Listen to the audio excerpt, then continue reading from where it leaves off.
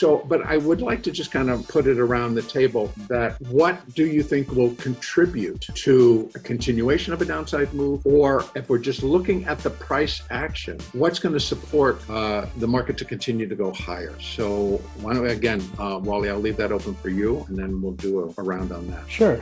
I love how you phrase that question, because unfortunately, one of the things that we do here is literally strictly just look at data. I know that there's a lot of stuff going on. I'm aware of all the volatility. I'm aware of all the news and all the things that can make the market move in so many different directions. But if I was just stick to data, the only thing I can say that would confirm that this is going higher is more so that I have something that we term a market that is in unison. Right. What I mean by that is when the whole market, and we focus on 5 major indices predominantly. I call those my news tidbits. I don't look at the news. I just pay attention to 5 indices and see what's going on with them. And I can then assess what's going on in the market. And those 5 indices are the S&P 500, the Dow, which you just mentioned, is doing phenomenally well today, the NASDAQ 100, the Russell 2000, as well as the Transportation Index. When we see the same pattern happening on all 5 of them, we call that a market that's in unison, meaning that this is not just particular to the NASDAQ and tech-heavy stocks, or this is not just particular to the Russells. It's happening everywhere. It's happening with transportation. It's happening with the Dow. It's happening with the S&P 500. It's happening with everybody. And when that happens, very rarely does the market go against that notion. Does that make sense?